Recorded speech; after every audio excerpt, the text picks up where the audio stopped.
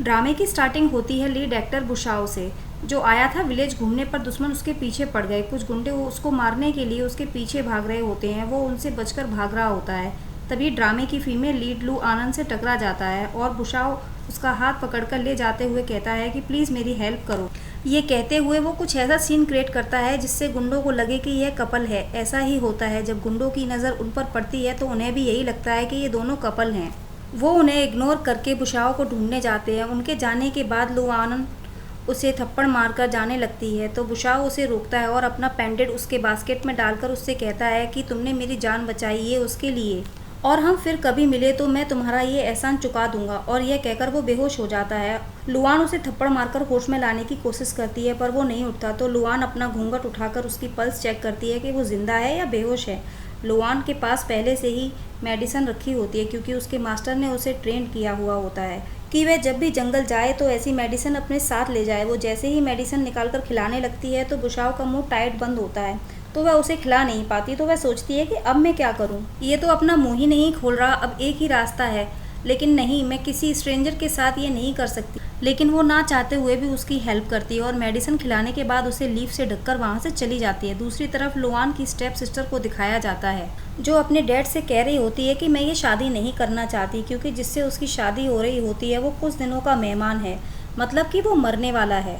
वह भरी जवानी में विधवा नहीं होना चाहती और कहती है कि मैं मरना पसंद करूंगी मगर यह शादी नहीं करूंगी। डैड कहता है कि बंद करो ये रोना धोना, अब कुछ नहीं हो सकता, तुम्हारी शादी फू फैमिली की ओल्ड डैडी ने बचपन में ही तय कर दी थी। फिर मॉम कहती है कि काफ़ी अरसा हो गया है, उन्हें तो याद भी नहीं होगा, मेरे पास एक रास्ता है, क्यों ना लुआन की शादी करा दें। वैसे भी विलेज में रहती है वो और उसके बारे में कोई भी नहीं जानता। तभी लड़की कहती है कि माँ तुमने सही कहा, लुआन तो गूंगी और बहरी है, वो किसी से कुछ भी नहीं कह पाएगी।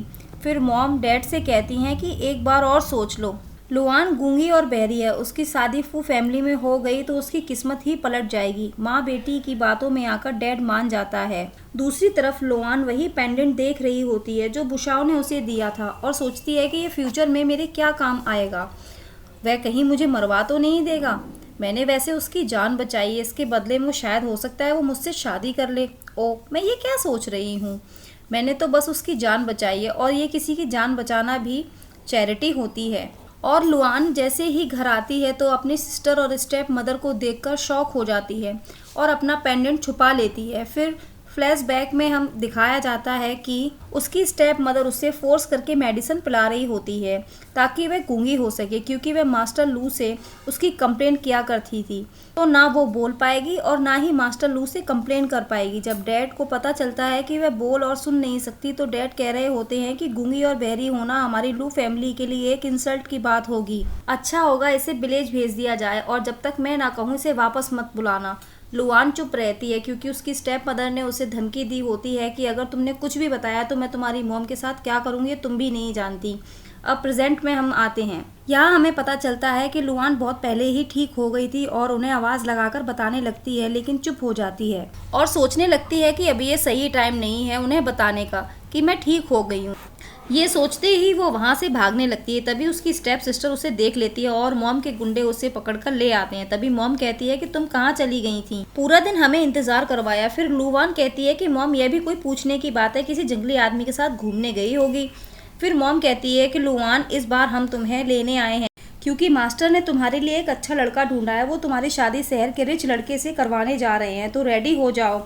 यह सुनकर लुआन सोचती है क्या शादी, इसका मतलब है कि मैं विलेज से बाहर जा सकती हूँ।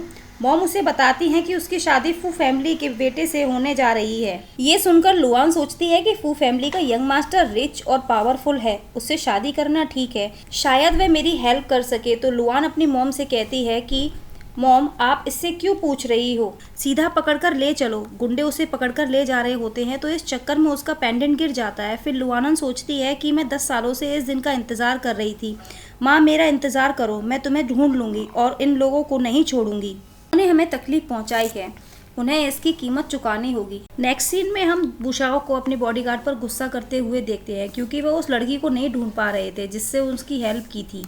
बुशाओ उन्हें ऑर्डर देता है कि किसी भी हाल में उसका पता लगाओ। तभी उसका भाई आता है और कहता है कि भाई आप गुस्से में क्यों लग रहे हो, मैं आपको एक गुड न्यूज़ दूं तो शायद आपका गुस्सा कम हो जाए।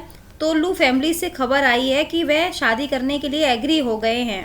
इसके लिए दादी ने कहा था, इसका मतलब आपकी दुल्हन जल्दी से आने वाली है। फिर बुशाओ कहता है कि लू फैमिली पैसों के लिए किसी भी हद तक जा सकती है, तो मैं उसे कैसे ठीक करता हूँ। रोते हुए वापस घर चली जाएगी। तभी वहाँ बुशाओ की दादी आती है और बुशाओ से कहती है कि मैं मरने से पहले तुम्हारे बच्चे देखना चाहती हूँ, तुम्हारी दुल्हन जल्द ही आने वाली है। फिर हम देखते हैं कि लुआन रेडी हो रही होती है, तो लुवान उसे कहती है कि तुम्हें क्या लगता है कि शादी के बाद तुम आजाद पंछी की तरह उड़ जाओगी। मैं तुम्हें बताना भूल गई कि दरअसल तुम एक ऐसे लड़के से दुल्हन बनने जा रही हो जो जल्द ही मरने वाला है। तुम दोनों बिल्कुल परफेक्ट मैच हो। फू फैमिली शहर का सबसे रिच फैमिली है, मैं खुद उससे शादी कर लेती, लेकिन मैं इतनी जल्दी विधवा नहीं होना चाहती। ठीक है मेरी अच्छी बहन, अब अपना सामान बांधो और अपने पति से मिलने जाओ। ये कहकर वो वहाँ से चली जाती है। लुआन सोचती है कि बस कुछ दिन और बर्दाश्त कर लो, अब मुझे पता चल जाएगा कि मेरी मॉम कहाँ है, जब मैं तुमसे बदला लूंगी। इसके बाद वो कार में बैठकर विदा हो जाती है और अपने ससुराल फू हाउस आती है। और इतना बड़ा मेंशन देखकर वो इम्प्रेस्ड हो जाती है और सोचती है कि मुझे नहीं पता कि यंग मास्टर फू कैसा दिखता होगा, वो गुस्से वाला होगा। तभी वो घर के अंदर जाती है और तभी वहाँ पर बुशाओ भी आ जाता है और उसे देखकर लुआन को याद आता है कि यह तो वही लड़का है जिससे मैं उस दिन जंगल में मिली थी। हे भगवान, ऐसा नहीं हो सकता। बुशाओ उसके पास आकर उससे पूछता है कि तुम वो ब्राइड हो जिसको लू फैमिली ने सोल्ड कर दिया मुझसे शादी करने के लिए। फिर लुआन सोचती है कि क्या मैं इसे सच बता दूं कि मैं वो लड़की नहीं हूँ। रहने दो, जब तक मुझे मेरी माँ का पता नहीं चल जाता तब तक वो मुझे चुप रहना ही पड़ेगा। फिर बुशाओ उससे कहता है कि बताओ, मैं तुमसे कुछ पूछ रहा हूँ। तो लुआन उसे इशारा करके बताती है कि मैं बोल और सुन नहीं सकती हूँ। बुशाओ उसका गला दबाने लगता है और कहता है कि तुम कुछ बोलती क्यों नहीं हो, अब कुछ नहीं कहा तो कभी कुछ नहीं बोल पाओगी। फिर लुआन उसे दोबारा से इशारा करके बताती है कि बुशाओ समझ जाता है और हैरान होकर कहता है कि क्या तुम बोल और सुन नहीं सकती। लुआन हाँ कहती है तो बुशाओ कहता है कि अगर तुम सुन नहीं सकती तो तुम्हें कैसे पता चला कि मैं किस बारे में बात कर रहा हूँ। फिर लुआन कहती है कि मैं लिप रीडिंग से समझ लेती हूँ। फिर बुशाओ उसका हाथ पकड़कर कहता है कि तुम्हारी लू फैमिली ने हमें चीट किया है और गूंगी और बहरी के बदले 20 मिलियन का दहेज ले लिया। ये कहकर वो उसका हाथ छोड़ देता है और फिर लुआओ सोचती है कि मुझे क्या बताया गया था कि ये बीमार लड़का है और जल्द ही मरने वाला है, लेकिन ये तो इतना स्ट्रॉन्ग कैसे हो सकता है और साथ ही बहुत ही बुरा और किसी डेयर से कम नहीं है। कैसा दुर्भाग्य है मेरा। तभी मेड आता है और बताता है कि ग्रैंड मदर की तबीयत फिर से खराब हो गई है। फिर बुशाओ भागते हुए ग्रैंड मदर के पास पहुंच जाता है और मेड से कहता है कि तुम यहाँ क्यों खड़ी हो, जल्दी से जाओ और मास्टर योहान को बुलाकर लेकर आओ। और मेड कहती है कि मास्टर योहान तो कहीं गए हुए हैं और उनसे हमारा कांटेक्ट नहीं हो पा रहा है। तो फिर बुशाओ कहता है कि ठीक है, कार को रेडी करो हॉस्पिटल जाने के लिए। तभी लुआन आती है और इशारे से कुछ समझाने की कोशिश करती है। फिर बुशाओ कहता है कि मेरे पास इतना फालतू टाइम नहीं है कि मैं तुम्हारी बातें सुनूं, अच्छा होगा तुम यहाँ से चली जाओ। लुआन फिर भी उसे समझाने लगती है तो बुशाओ कहता है कि सुना नहीं, दूर हो जाओ यहाँ से। तभी लुआन जाती है और पेपर पेन लेकर उसे लिखकर बताती है कि ग्रैंड माँ बहुत ही सीरियस है, 10 मिनट के अंदर अगर कुछ नहीं किया तो बहुत देर हो जाएगी, तो इमीडिएटली इन्हें फर्स्ट एड करना ज़रूरी है। बुशाओ उसे इग्नोर करता है तो लुआन उसे लिखकर बताती है कि मुझे यकीन है कि मैं इन्हें बचा सकती हूँ। बुशाओ कहता है कि मैं तुम पर कैसे विश्वास कर लूँ। फिर लुआन कहती है कि मैंने इन्हें नहीं बचाया तो इसके बदले तुम मेरी जान ले सकते हो। तो बुशाओ कहता है कि तुम अपनी डम लाइफ को मेरी ग्रैंड माँ की लाइफ से कैसे कंपेयर कर सकती हो। फिर लुआन बुशाओ को धक्का देकर ग्रैंड माँ के पास जाती है और उनकी पल्स चेक करने लगती है। फिर बुशाओ कहता है कि अगर तुम्हारी वजह से मेरी ग्रैंड माँ को कुछ भी हुआ ना तो मैं तुम्हारे साथ पूरी लू फैमिली को मार डालूंगा, समझी। लुआन सोचती है जो चाहे कर लो, मुझे किसकी फिक्र है लू फैमिली को। ये कहकर वो ग्रैंड माँ को देखने लगती है और सोचने लगती है कि थैंक गॉड मेरे मास्टर ने मुझे ज़िंदगी बचाने के लिए कुछ टेक्निक सिखाए हैं। और फिर अपने बालों से निडल निकाल कर ग्रैंड माँ को जोर से लगा देती है और फिर उसके बाद उनके मुंह से ब्लड निकलने लगता है। यह देखकर बुशाओ कहता है कि यह क्या किया तुमने मेरी दादी माँ को, और लुआन को मेड के पास फेंकते हुए कहता है कि ले जाओ इसे और मगरमच्छों के हवाले कर दो। तभी ग्रैंडमा को होश आता है और वह कहती है कि तुम किस बात पर गुस्सा कर रहे हो। जैसे ही बुशाओ ग्रैंडमा की आवाज़ सुनता है तो उनके पास चला जाता है और कहता है कि ग्रैंडमा आप ठीक तो हो ना। वहीं पर खड़े मेड कहते हैं कि इसने तो सच में ग्रैंडमा को बचा लिया, हमें उम्मीद ही नहीं थी कि यह उनको बचा पाएगी, ये सच में बुशाओ की वाइफ बनने के काबिल है। ग्रैंडमा लुआन को अपने पास बुलाकर कहती हैं कि आज इस घर में तुम्हारा पहला दिन है और तुमने आते ही मेरी जान बचाई है, तुम सच में फू फैमिली के लिए बहुत ही भाग्यशाली हो। फिर वह बुशाओ से कहती है कि मेरी बहुत ही प्यारी सी बहू है, अगर तुमने इसे परेशान किया तो मैं तुम्हें बता दूंगी अच्छे से और मैं तुम्हें फू फैमिली से भी निकाल दूंगी। फिर लुआन सोचती है कि ग्रैंडमा कितनी अच्छी हैं, इतना तो मैंने सोचा भी नहीं था। फिर ग्रांडमा कहती हैं कि तुम कुछ बोलती क्यों नहीं हो, क्या तुम डर रही हो? तो लुआन इशारा करके बताती है कि मैं बोल नहीं सकती हूँ। तभी अंकल फू आता है और लुआन को दूर करके कहता है कि माँ आप कैसी हो? मुझे जैसे ही पता चला कि आपकी तबीयत ठीक नहीं है तो मैं भागा चला आया। और फिर ग्रांडमा कहती हैं कि मैं ठीक हूँ, मेरी बहू का धन्यवाद जो उसने मुझे बचा लिया। फिर अंकल फू कहता है कि क्या तुम बुशाओ की वाइफ हो? ओह, मैं तो भूल ही गया कि बुशाओ ने शादी कर ली। ये तो लू फैमिली की बेटी है। फिर वह लुआन से कहता है कि तुम्हें ये सब भी आता है? फिर लुआन इशारा करके बताती है। तो अंकल फू शॉक्ड होकर कहता है कि क्या कहा इसने? तो बुशाओ कहता है कि ये गूंगी और बहरी है, लू फैमिली ने हमें बेवकूफ़ बनाया और इसे हमारे पास भेज दिया। फिर ग्रांडमा कहते हैं कि क्या हुआ अगर यह बोल नहीं सकती? ये तुम्हारी वाइफ है और आज से ये हमारी फू फैमिली की बहू है और तुम्हें हमेशा इसका ख्याल रखना पड़ेगा और इसे हमेशा प्रोटेक्ट करना होगा, समझे? फिर अंकल फू कहते हैं कि इसने अभी क्या कहा? फिर मेड कहता है कि ये मैडम कह रही हैं कि वह बचपन से ही ऐसी हैं, लेकिन ये सब उन्होंने अपने मास्टर से सीखा है। फिर अंकल फू कहते हैं कि यह बहू बहुत ही समझदार और प्यारी है। वैसे तुम और क्या कर सकती हो? मेरा मतलब यह है कि अगर मैं बीमार हुआ तो क्या मैं तुम पर ट्रस्ट कर सकता हूँ? तो लुआन इशारा करके बता रही होती है।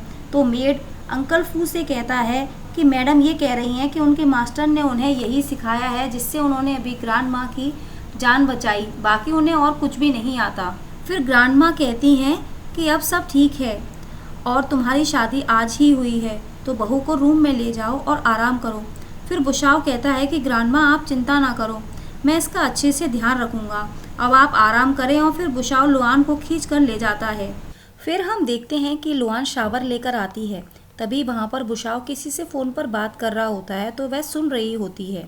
बुशाओ फ़ोन पर कह रहा होता है कि मुझे इस डंप लड़की की सारी इन्फॉर्मेशन ला कर दो, आखिर इसकी हकीकत क्या है, और इसके अलावा उस जंगल को फिर से चेक करो और पता करो कि वो लड़की कौन थी जिसके पास मेरा पेंडेंट है। फिर लुआन सोचती है कि क्या ये सोचता है कि वह पेंडेंट मैंने चुराया है, और ये सोचकर वह पेंडेंट को ढूंढने लगती है। इधर उधर ढूंढती है तो बुशाओ कहता है कि मैडम क्या ढूंढ रही हो? तो लुआन सोचती है कि इतनी इज्जत क्यों दे रहा है, ये मैडम कह रहा है। फिर बुशाओ उसके पास आकर कहता है कि अब जबकि हमारी शादी हो चुकी है तो अब हम कानूनी तौर पर मैरिड हैं।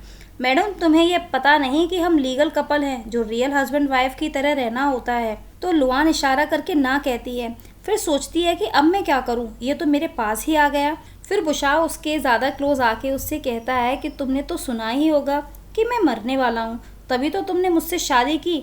अब तुम मेरे मरने का इंतज़ार कर रही हो ताकि मेरे मरने के बाद तुम फू फैमिली की प्रॉपर्टी पर कब्जा कर सको।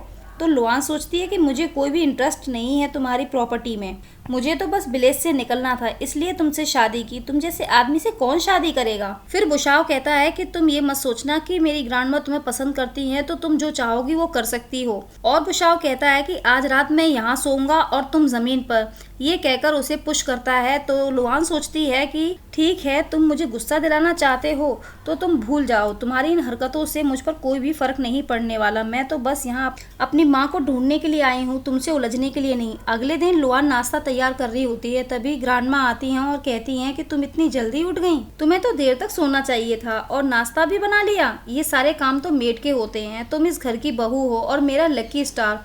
अब से तुम कोई भी काम नहीं करोगी और अगर तुम्हें कोई परेशान करे तो मुझे बताना।